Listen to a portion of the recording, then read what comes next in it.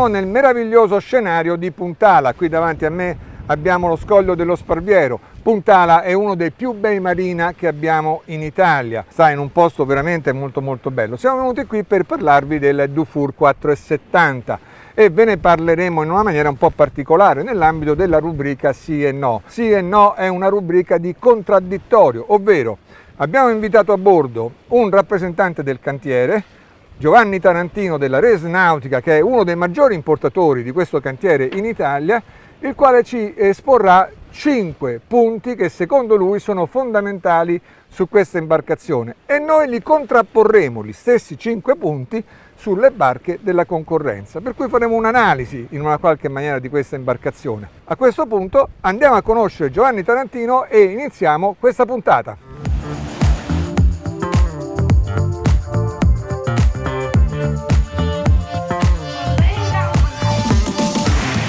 Ciao Giovanni! Ciao, buongiorno! Giovanni Tarantino della Res Nautica.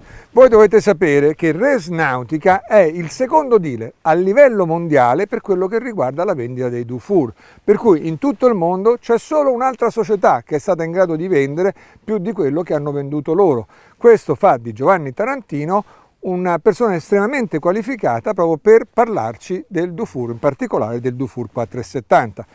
Tu le regole della nostra rubrica le conosci perché già hai partecipato, 5 punti della tua barca a cui io ti contrappongo 5 punti della tua concorrenza. Punto numero 1. Perfetto, allora punto numero 1 è il pozzetto, questo grande prendisole a poppa, queste grandi sedute, con questo nuovo scalino che fa sì che il passaggio da prua a poppa è molto facile, anche quando abbiamo i due bimini aperti, che abbiamo un bimini per la zona ospiti, un bimini per la zona timoniere, ma nel centro si può passare facilmente. Perfetto, per cui non bisogna neanche più piegarsi. Confermo. Questa è una cosa importante, voi dovete sapere che questo gradino è stato proposto per la prima volta sul Dufour 530, che era la prima barca della nuova generazione dei modelli Dufour, della generazione attuale, ed è importante proprio per quello che diceva Giovanni, perché mi permette di salire dal piano di calpestio del pozzetto al piano di coperta senza scavalcare le panche del pozzetto come si faceva una volta. L'importante è che cammino. Ma questo gradino era la risposta a una cosa che ha fatto la Jeannot, una rivoluzione che ha fatto la Jeannot su tutti i nuovi modelli della Jeannot. In particolare il Sanodis 490, che è contrapposto a questa barca qua, noi abbiamo le rampe, ovvero sia dal pozzetto io non devo neanche fare un gradino, dal pozzetto io cammino su una rampa che da piano calpestio pozzetto piano piano mi porta sul piano di coperta. Mi sembra più comodo. Confermo, può essere più comodo, ma ha due aspetti a mio avviso negativi. Uno, che l'acqua, che quando c'è mare grosso che si può formare sul passavanti, te la trovi nel pozzetto e quindi il timoniere sta in un pozzetto più bagnato. Inoltre abbiamo delle grandi volumi nelle cabine di poppa, perché il soffitto è alto, quindi i celetti sono alti, quindi più spazio nelle cabine di poppa rispetto ad altri. Ho capito, perché qui i camminamenti chiaramente non scendendo lasciano il celetto volume, della cabina più alto. Aria nelle cabine. Certamente. Vogliamo andare all'altro punto? Prego. Punto numero 2.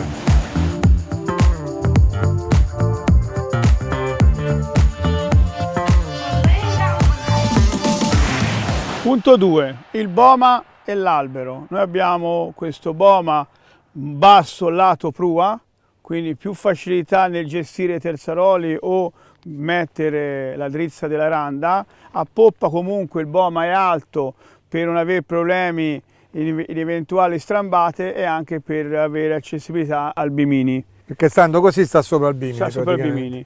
E l'avete ottenuta questa cosa come? Soltanto tagliando la vela in maniera differente e posizionando il boma più in basso. Però ci sono altre barche che hanno fatto altre scelte, in particolare il Sanodis 490 di cui parlavamo prima ha scelto di non mettere la rotaia del trasto di randa, ma mettere soltanto i due ponticelli con le due cimette per avere questa tuga tutta libera. Ancora di più l'Oceanis 46.1 ha fatto proprio una scelta categorica, ha messo il roll bar e tutto quello che è scotta di randa sta sopra al roll bar, per cui qua sotto è tutto completamente libero a disposizione di chi vuole prendere il sole. Confermo, noi abbiamo anche noi la versione Easy con solo 2 winch e non abbiamo il carrello della randa, però come optional possiamo avere questa versione con 6 winch, 2 dedicati per le drizze e avere il suo carrello con la regolazione del fino della randa, perché per il cliente Dufour è un cliente che comunque vuole navigare anche a vela.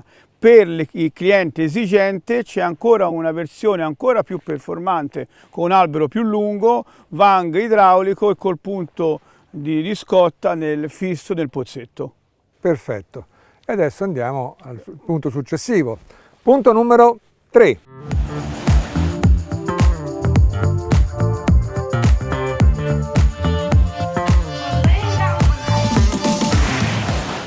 Punto numero 3 è a prua, lo scafo. Felci, con design italiano, è riuscito a fare dei volumi molto grandi all'interno grazie al fatto che lo scafo parte stretto e poi si allarga con un gomito e fa sì che i volumi, ripeto, siano molto generosi.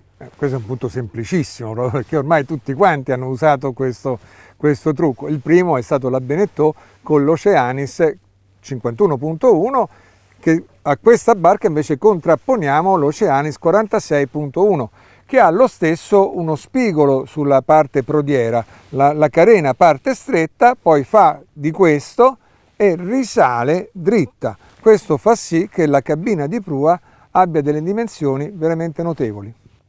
Confermo, ma ripeto, il design nostro italiano è comunque un design particolare che cura anche altri aspetti. Come accennavi te, questo fatto che loro allargano subito fa sì che in certi momenti, in certe andature di bolina, la barca può sbattere sull'onda. Noi invece, avendo un gomito più dolce, siamo più morbidi su questo problema. Ho capito, per cui voi dice non rischiamo di sbattere sull'onda. Sì. Va bene, andiamo al prossimo numero. Punto numero 4.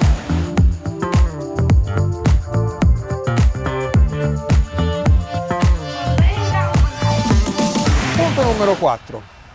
Punto numero 4 per Dufour è come al solito questa bellissima poppa grill con la plancia. Qui dentro c'è il grill, no? C'è il grill col suo lavello, abbiamo acqua calda e fredda, quindi abbiamo un altro metro di barca quando siamo in rada, che non c'è bisogno di cucinare dentro, si può cucinare qui fuori, quindi si vive tutti quanti in rada, chi sta a prendere il sole, chi sta a tavolino e chi può avere in quest'altro metro la cucina. Molto bello, veramente.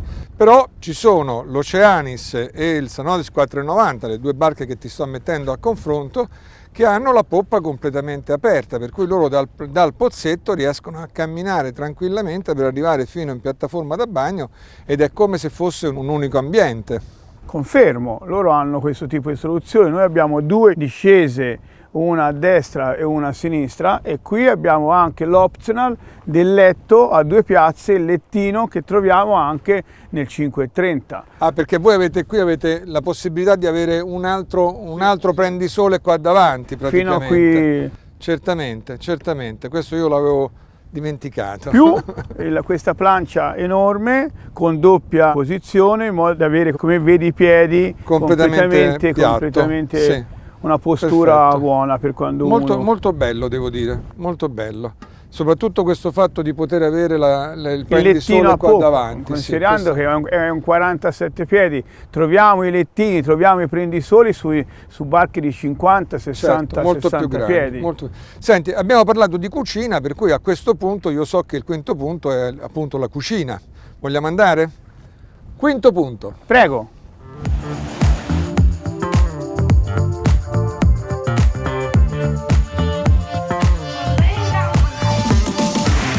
Come tutti i modelli della Dufour, anche questo modello ha la doppia cucina. Una l'abbiamo appena vista in pozzetto, il grill che abbiamo visto in pozzetto. La seconda è l'oggetto del punto numero 5, appunto la cucina interna. A Giovanni, a te.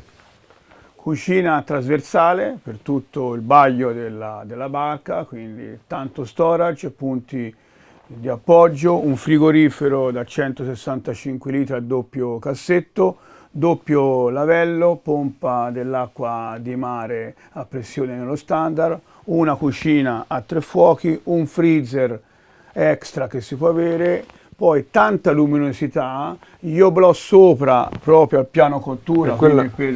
E quella mi sembra una cosa importante. Credo che sia un valore aggiunto che Felci dà alle barche Dufour. Perfetto. Di contro, l'Oceanis 46.1, sempre lui, c'ha questa cucina invece che Nauta Design, che è lo studio che ha disegnato gli interni, ha posto su questa murata e va da laggiù fino a qua, c'ha dei grandi piani di lavoro ed è una cucina oggettivamente molto comoda. Confermo, loro hanno fatto questa scelta, però facendo questa scelta il bagno è sicuramente un po' più piccolo, noi abbiamo un vano doccia e un bagno grande a poppa, grande dinette con doppio divano a destra e a sinistra e poi siamo nel centro della barca, quindi quando siamo in rada e vogliamo cucinare ma anche in navigazione, qui è il punto più fermo della barca. Inoltre, avendo il letto a prua molto distante dal salotto, c'è anche più privacy quando uno vuole dormire, perché non c'è altre barche hanno la paratia maestra attaccata al divano. Benissimo, benissimo. Allora siete avvertiti, quando c'è qualcuno che soffre il mal di mare, voi mettetelo in cucina a lavorare, perché come ci ha detto Giovanni, questo è il punto più stabile, dove meno si soffre il mal di mare. E con questo abbiamo terminato anche il quinto punto di questa puntata di Sì e No. Spero che vi sia interessata, se è così fatecelo sapere, dateci il vostro like, non mancate anche di abbonarvi a Solo Velanette con il link che trovate nella descrizione sotto il video e nel commento in evidenza. L'abbonamento è gratuito e vi permetterà di ricevere la nostra rivista digitale e tutte le nostre monografie. Detto questo, ringrazio Giovanni Tarantino di Res Nautica, grazie Giovanni per essersi sottoposto a questo contraddittorio e vi do appuntamento al prossimo video con SVN Solo Velanette.